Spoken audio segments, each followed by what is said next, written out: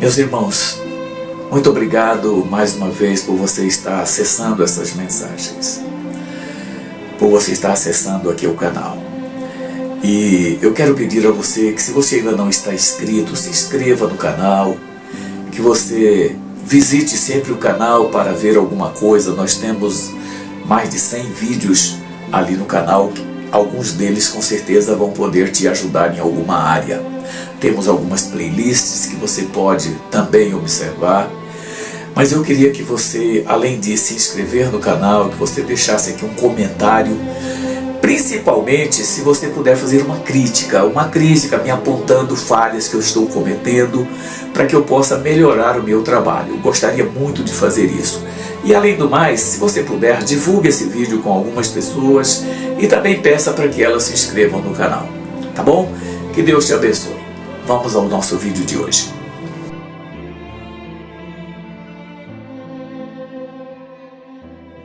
Olá, bem-vindo ao canal Livro Aberto. Hoje, dando continuidade aos comentários das lições bíblicas da editora Betel, abordaremos a lição de número 12, a redenção em Cristo, o sacrifício vicário do Filho de Deus. O texto bíblico dessa lição está no Evangelho de João, capítulos 1, versículos 12 e 28, e capítulo 3, versículos 14 ao 16.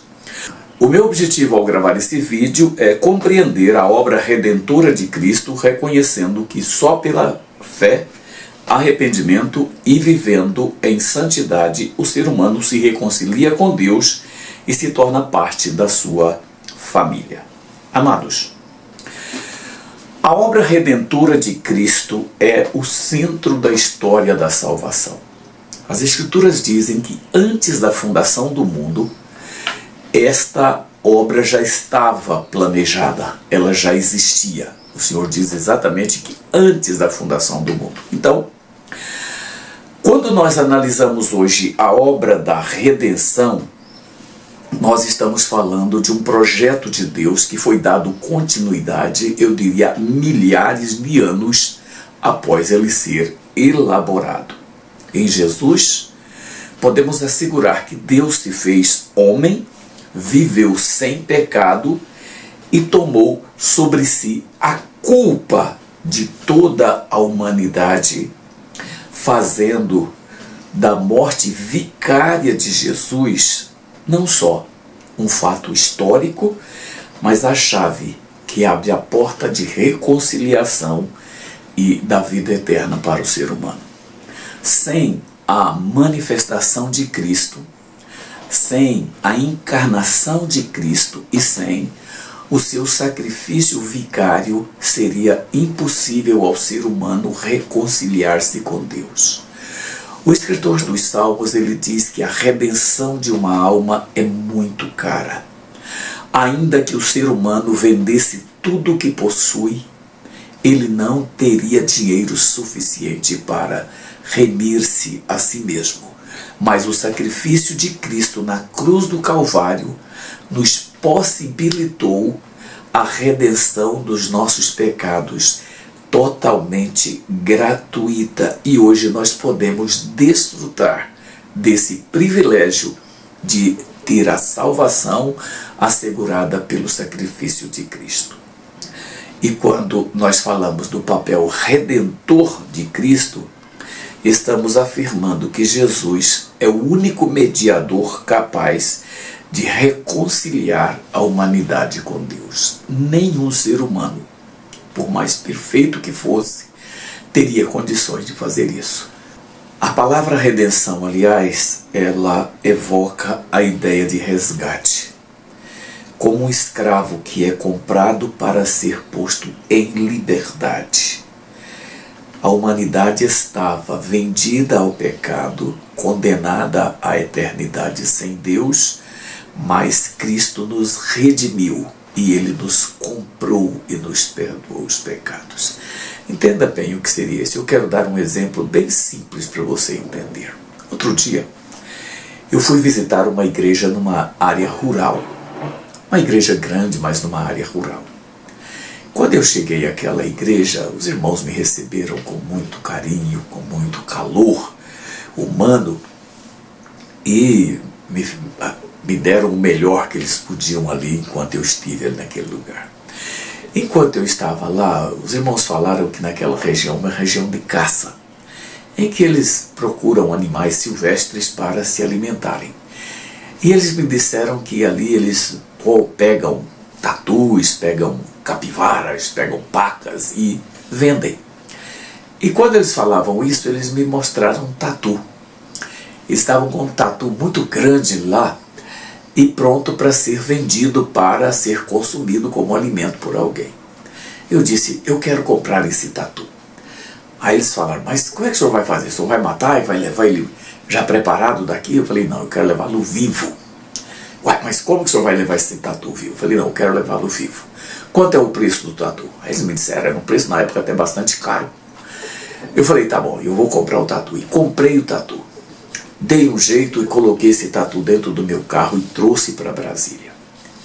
Cheguei em casa aqui à noite, ele estava lá, eu providenciei um ambiente para ele ficar sem que ele tivesse condições de fugir. E no outro dia cedo, era uma segunda-feira, eu liguei para o IBAMA e disse, olha, eu estou com um tatu aqui assim e assim, que eu quero devolvê-lo à natureza, como é que eu faço? Eles me orientaram, enfim, levei o tatu para o zoológico e lá eles me receberam muito bem, me elogiaram pela minha atitude, etc. e tal, e disseram, olha, esse tatu é um animal que está em extinção, o senhor fez um grande trabalho, porque esse tatu está em pleno vigor de saúde e logo, logo ele vai ser devolvido à natureza. Ou seja, eu comprei o tatu para devolver a vida. Foi o que Jesus fez conosco. Estávamos condenados ao pecado e Ele nos comprou e nos libertou. Isso é uma... Em Jesus, o próprio Deus assume a natureza humana e, por amor, oferece-se a si mesmo como pagamento definitivo, quebrando o poder do pecado e abrindo caminho para a vida eterna. Isso foi o que nós recebemos. Em Jesus, o próprio Deus assume a natureza humana e, por amor, oferece-se a si mesmo em pagamento definitivo, quebrando o poder do pecado e abrindo caminho para a vida eterna. Hoje, eu e você podemos desfrutar desse privilégio por conta do sacrifício de Jesus no Calvário.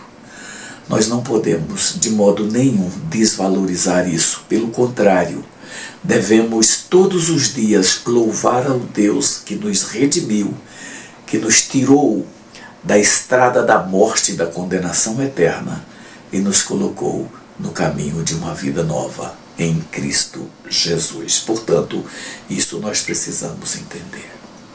O sacrifício feito por Cristo é um sacrifício vicário. Isto significa que ele fez um sacrifício em nosso lugar. A palavra vicário significa substituto. Portanto, ele, ao dar a sua vida por nós, ele nos substituiu na cruz que deveríamos padecer. Só que, na realidade, a nossa condenação não teria como ser livrada. A única forma desse livramento foi o sacrifício que ele fez. Assim, Cristo morreu em nosso lugar, a pena que cabia a nós foi paga por ele quando ele assumiu essa posição. Na cruz, ele não só deu um exemplo de amor, mas carregou efetivamente a culpa pelo pecado que havia em cada um de nós, satisfazendo a justiça exigida por Deus e concedendo perdão a todo aquele que crê. A palavra do Senhor diz-nos no livro de Isaías, nos capítulo 53, versículos 4, 5 e 6, a seguinte expressão: verdadeiramente ele tomou sobre si as nossas enfermidades e as nossas dores levou sobre si.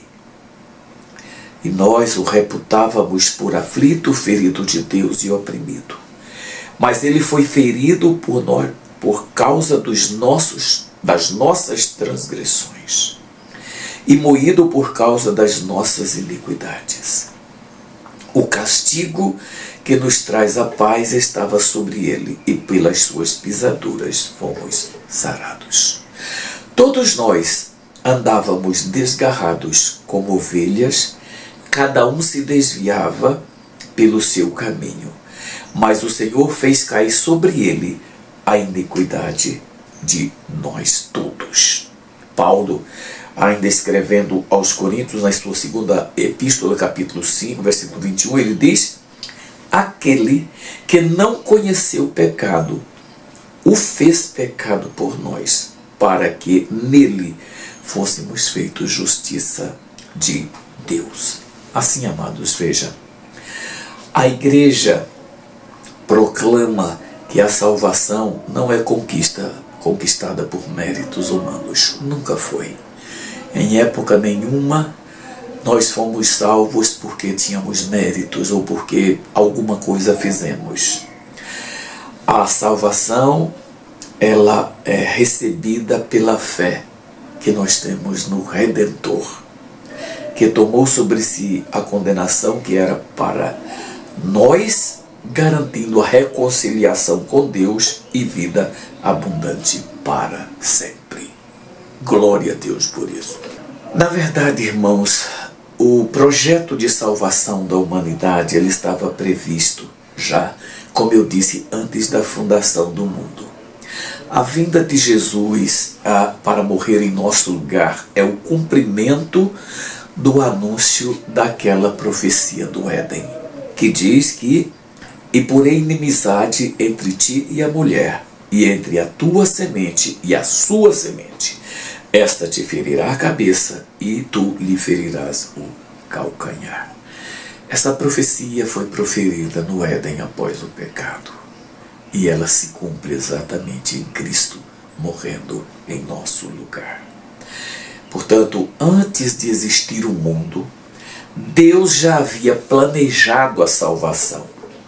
Como disse Paulo aos Efésios, no capítulo 1, ele diz: como também nos elegeu nele antes da fundação do mundo, para que fôssemos santos e irrepreensíveis diante dele em amor. E nos predestinou para filhos de adoção por Jesus Cristo para si mesmo, segundo o beneplácito de sua vontade. Portanto, isso já nos estava assegurado por Deus, que nos amou. Como as Escrituras dizem, Ele nos amou primeiro e nos concedeu todo esse privilégio. Esse plano, portanto, irmãos, revela um amor que precede o tempo e ignora completamente méritos ou incapacidade humanas. Portanto, a morte de Cristo em nosso lugar é a maior demonstração de amor pela humanidade. De dar o seu Filho unigênito para morrer em nosso lugar e nos conceder o privilégio da salvação. O Filho eterno de Deus se fez carne, como João declara no capítulo 1, versículo 14.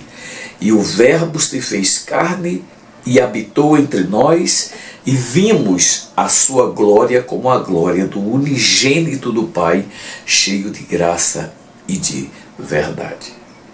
Amados, a encarnação de Cristo é a ponte que une a divindade e a humanidade, tornando possível a nossa reconciliação com Deus. Foi um sacrifício anunciado, como eu disse, em Gênesis capítulo 3. O profeta Isaías, 700 anos antes da morte vicária de Jesus, a profetizou no capítulo 53, pois as Escrituras apontavam para um Redentor que sofreria em nosso lugar, cumprindo integralmente a promessa que havia sido feita. Irmãos, a cruz, ela não é um acidente. A cruz, ela não veio por acaso. A cruz foi a execução dos desígnios de Deus daquilo que ele já havia estabelecido. E o preço da salvação? Amados, como eu disse, o ser humano não tinha como redimir-se. Por mais correto, por mais puro, por mais perfeito que ele fosse, ainda haveria nele os genes do pecado. Eu não estou dizendo aqui de um gene biológico, mas algo espiritual que existe no ser humano desde o Éden e que ele nunca conseguiu se livrar.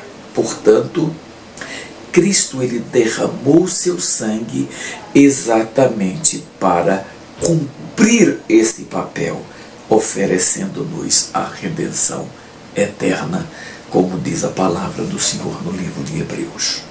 A morte não pôde reter o autor da vida. Jesus ressuscitou como as primícias de uma nova humanidade.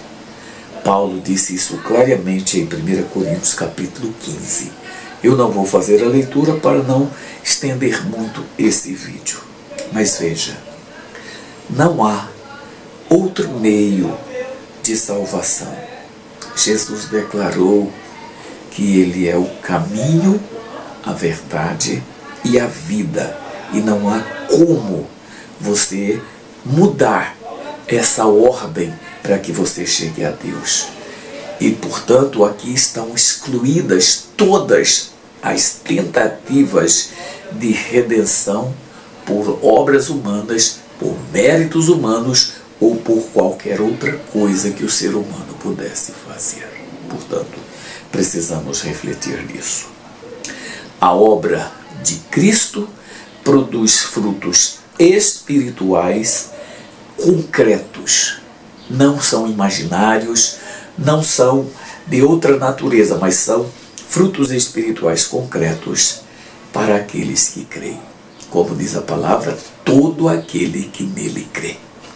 Os que recebem a Cristo, portanto, tornam-se filhos de Deus com direito à herança eterna. João capítulo 1, versículo 12 é muito claro.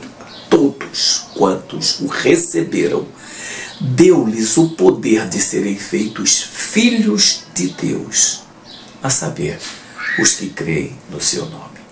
Portanto, amados, o Espírito Santo, ele habita em nós.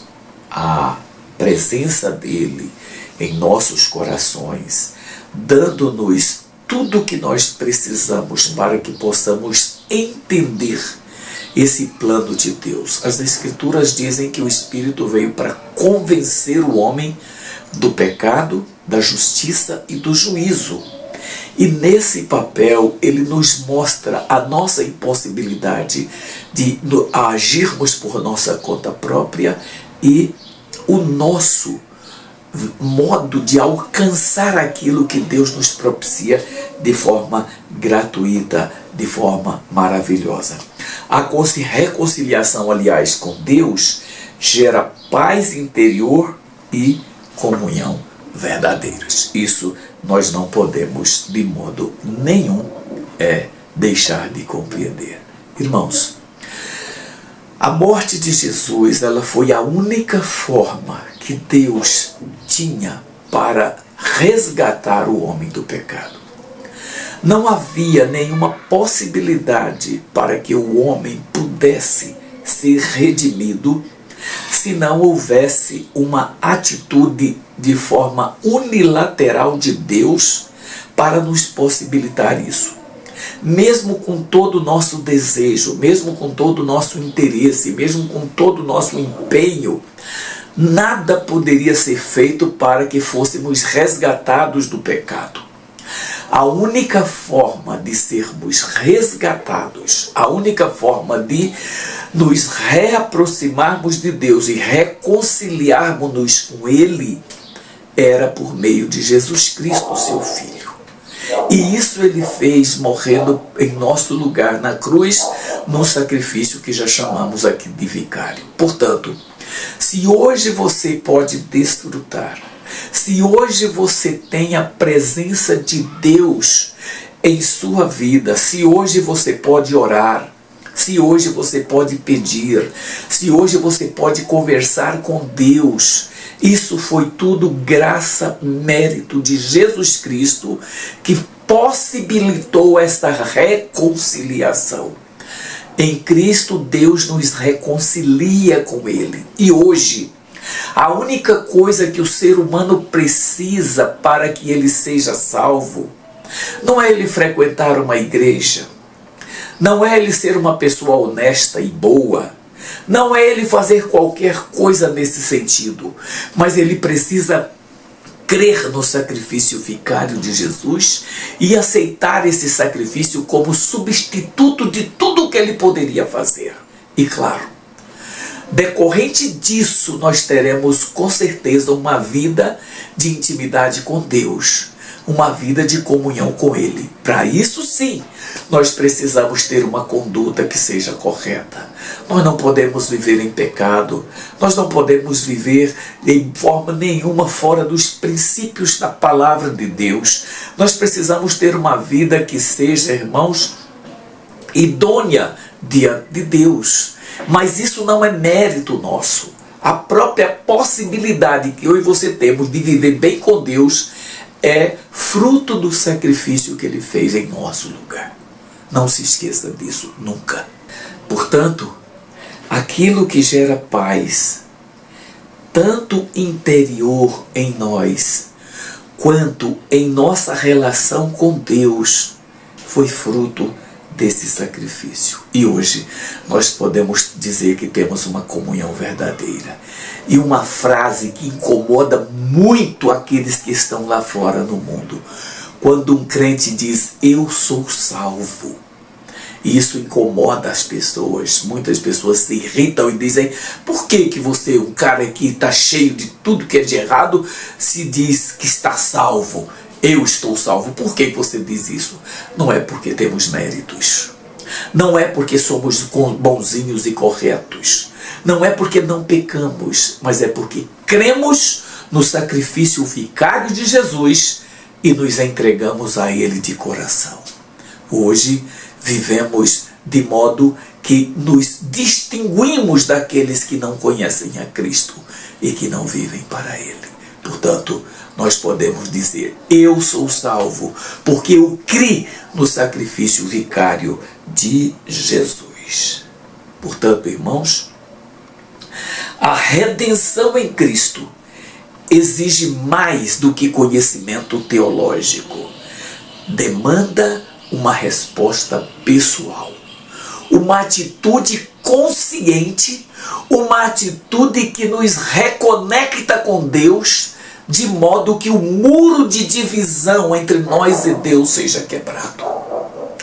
A palavra do Senhor no livro de Isaías, no capítulo 59, diz que entre todo homem e Deus que peca há um muro que nos separa dele. E esse muro impede que eu e você tenhamos comunhão com Deus. A única forma de esse muro ser quebrado é você aceitando o sacrifício de Cristo no seu lugar. E a partir daí, conscientes disso, você ter uma vida de comunhão, de intimidade, de interesse em viver para Ele, em servi-lo de verdade, em andar em comunhão com Ele. Isso é o que eu e você precisamos fazer. Isso é o que eu e você devemos a Deus pelo sacrifício vicário que Ele fez em meu e no seu lugar. Portanto, amados, nós somos devedores de Deus pelo sacrifício que Ele fez. Nós devemos, por isso, ter uma vida, ter um caráter, ter um comportamento que seja inteiramente do agrado de Deus. Se na sua vida existe qualquer coisa que você precisa reparar, faça isso imediatamente. Se há algum pecado, se há alguma atitude que é reprovável na sua vida, o escritor aos Hebreus, ele recomenda que nós nos livremos do embaraço e do pecado que tão de perto nos rodeia. Por isso, irmãos, nós precisamos ser prudentes e muito prudentes em relação a isso. Nós fomos comprados, irmãos, por preço inestimável. Pedro diz que não foi ouro e nem prata, que nas Escrituras são os dois metais mais preciosos. Mas Pedro diz que não foi nem com ouro e prata que fomos comprados, mas com o precioso sangue de Jesus. Portanto, não há nada que possamos fazer para substituir isso. Não há nada que nós possamos dar em lugar daquilo que Cristo ofereceu por nós, a não ser ter uma vida de gratidão, santidade e disposição para servir. Isso é prova de que compreendemos o valor do sacrifício que foi feito. Quando eu e você nos disponibilizamos para servir, quando eu e você nos consagramos a Deus para ter uma vida de santidade, uma vida de oração, uma vida de estudo da palavra, uma vida de meditação na palavra, uma vida piedosa diante dele, isso é o mínimo que eu e você precisamos fazer. Não para conquistar nada, mas porque Cristo já conquistou tudo que nós precisamos na cruz do Calvário. Eu quero, irmãos, convidá-lo para uma reflexão mais profunda a respeito desse assunto. Eu queria que você refletisse sobre a necessidade que você e eu temos de ter uma atitude correta diante de Deus. Não para conquistar nada, repito, mas porque tudo Ele já conquistou para mim e para você. Então a primeira coisa, examine a sua fé. Como está a sua vida diante de Deus? Avalie se sua vida expressa arrependimento genuíno e confiança de verdade no sacrifício de Jesus. Pense nisso. A sua fé passa pelo crivo da prova, ou ela fica retida no momento em que você é cobrado a ter uma conduta direita na presença de Deus. Examine, portanto, a sua fé. Que tipo de conduta você tem diante de Deus? Qual o seu comportamento diante das provas e diante das seduções que o mundo e o inimigo têm para cada um de nós? Qual é a sua atitude? Como você reage a isso? Você precisa pensar. A nossa conduta precisa ser ilibada, precisa ser correta. E vou repetir pela 4ª vez nesse estudo que eu estou falando, que não é para conquistar nada, mas é gratidão pelo que já recebemos de graça. Segunda coisa, cultive gratidão diária. Reserve momentos para a oração. Durante o dia, por mais correria que você tenha, por mais dificuldade que você tenha, separe 10, 15, 20 minutos todos os dias para você orar a Deus. E se não há nenhum motivo de oração, seja grato. Adore a Deus pelo que Ele é. Louve-o pelo que Ele fez por você. Coloque-se diante dele, à disposição dele para ser usado por ele como ele quer. Há tanta coisa que precisamos fazer na obra de Deus para arrastar essa multidão de quase 5 bilhões de pessoas que não conhecem a Cristo. A população inteira da Terra precisa rever a sua postura diante de Deus. E eu e você podemos chamar a atenção deles para isso. Portanto, cultive gratidão diária, reserve tempo para a oração, para louvar a Deus, reconhecendo que você teve um preço altíssimo para Cristo. Terceiro, busque diariamente a sua reconciliação. Perdoe. Busque viver em paz nos seus relacionamentos, refletindo, aliás, tudo aquilo que você recebeu de Cristo graciosamente. Ofereça, retribui às pessoas aquilo que Deus fez por você. O apóstolo Paulo aos Efésios, ele diz: perdoando uns aos outros como Deus em Cristo nos perdoou. Isso, irmãos, o mundo precisa de perdão. As pessoas precisam de perdão. E perdão só se concede a quem está errado. O perdão só se dá para quem erra, para quem comete falhas. E são a essas pessoas que nós precisamos perdoar. E devemos fazer isso para a glória de Deus. Devemos nos reconciliar. Perdoe. Busque paz nos seus relacionamentos, refletindo, portanto, aquilo que você recebeu de Deus. Quarto, testemunhe com mais ousadia. Irmãos, o mundo está cansado de ouvir o Evangelho, de ouvir pregações no YouTube, no Instagram, em todas as plataformas sociais tem gente pregando. Tem uma igreja em cada esquina, mas as pessoas estão cansadas de ouvir pregações, de ouvir muita teoria nas igrejas. Sabe o que as pessoas precisam? De ver o Evangelho de verdade. Sabe, irmãos, eu acho que foi Francisco de Assis que disse: anuncie a palavra de Deus todos os dias. Se necessário, use palavras. Percebe? Se não me engano, foi Spurgeon que disse que o melhor sermão é o que se prega com a vida. Procure conquistar pessoas, não pregando, não falando, mas vivendo o Evangelho como deve ser vivido. É isso que nós precisamos fazer. Por fim, viva em santidade.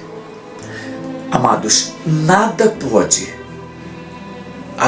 adorar mais a Deus, engrandecer mais o sacrifício que Ele fez por nós, que uma vida de santidade.